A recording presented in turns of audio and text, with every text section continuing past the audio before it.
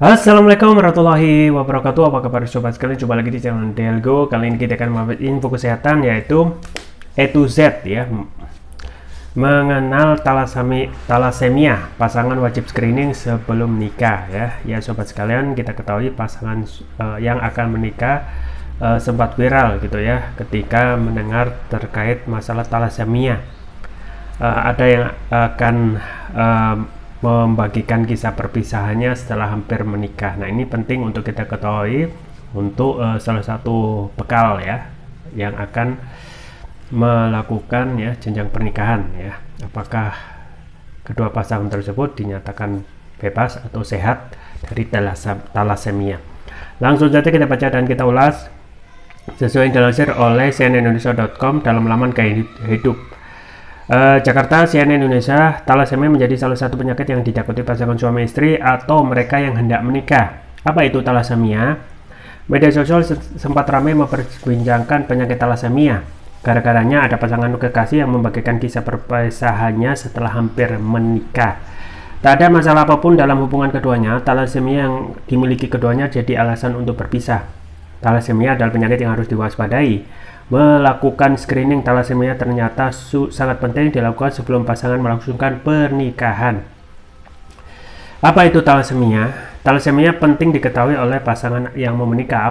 Apa itu talasemia? Talasemia adalah kelainan darah yang diwariskan secara genetik dari orang tua ke anak. Talasemia bisa terjadi ketika tubuh tidak memproduksi cukup hemoglobin, bagian yang sangat penting dari sel darah merah. Melansir laman Center for Disease Control and Prevention (CDC), ketika seseorang tidak memiliki cukup hemoglobin, maka sel darah merah dalam tubuh juga tidak bisa berfungsi dengan baik. Akibatnya, sel darah merah sehat yang beredar di aliran darah juga makin menipis. Penyebab dan jenis talasemia. Talasemia diturunkan dari orang tua ke anak secara genetik. Hal ini terjadi karena adanya mutasi pada DNA sel yang memproduksi hemoglobin. Menukil laman Mayo Clinic, molekul hemoglobin terbuat dari rantai yang disebut rantai alfa dan beta yang dapat dipengaruhi oleh mutasi. Pada talasemia, produksi rantai alfa dan beta berkurang, menghasilkan talasemia alfa atau beta. Ya, kemudian misalnya saat hanya satu gen bermutasi, ya, Anda tidak akan memiliki tanda atau gejala talasemia, tetapi Anda adalah pembawa penyakit dan dapat menularkannya kepada buah hati kelak. Jika hanya 2 gen bermutasi, tanda dan gejala talasemia akan ringan.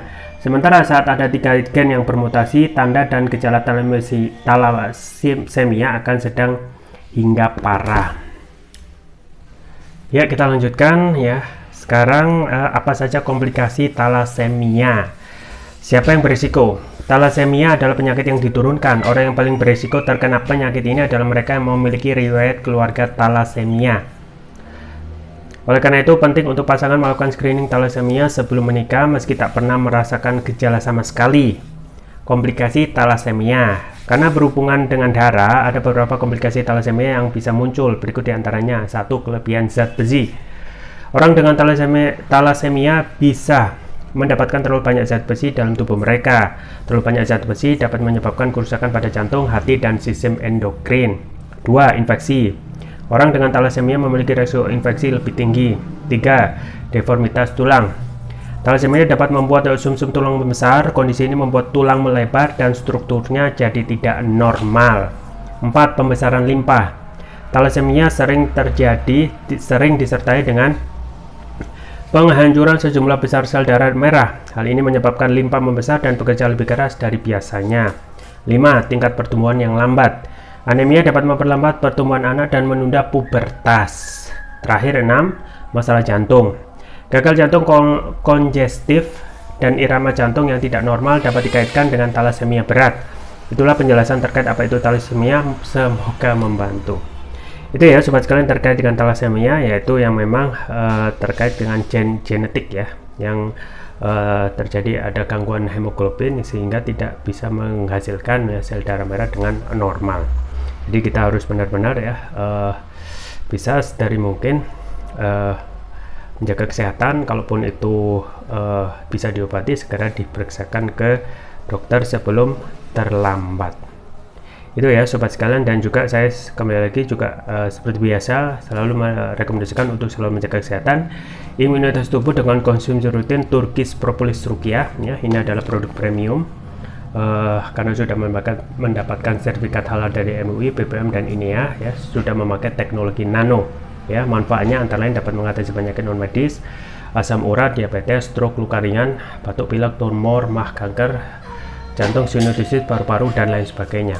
Kemudian varian yang selanjutnya yang sama saya rekomendasikan yaitu yang untuk nutrisi otak, yaitu Turkish Propolis Ruqyah Brain ya. Sesuai namanya, manfaatnya antara lain dapat memberikan nutrisi pada otak ya, meningkatkan konsentrasi, membantu pemulihan stroke, membantu proses pertumbuhan pada anak remaja, meningkatkan stamina, mengatasi gangguan migrain, vertigo, sakit kepala, stres, kepala pening, meningkatkan kecerdasan pada anak remaja, sekaligus memudahkan mereka menghafal pelajaran, dan dapat menutrisi otak orang dewasa yang suka lupa atau pikun.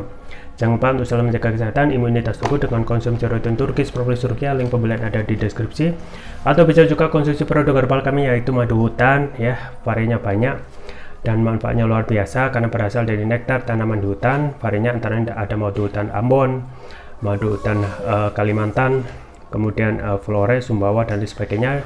Link pembelian ada di deskripsi, atau bisa kunjungi toko lain kami di Elgo, di Tokopedia atau Shopee, dan bisa gratis ongkir. Itu saja yang bisa saya sampaikan, semoga bermanfaat. Jangan lupa like, share dan subscribe. Sampai jumpa lagi. Wassalamualaikum warahmatullahi wabarakatuh.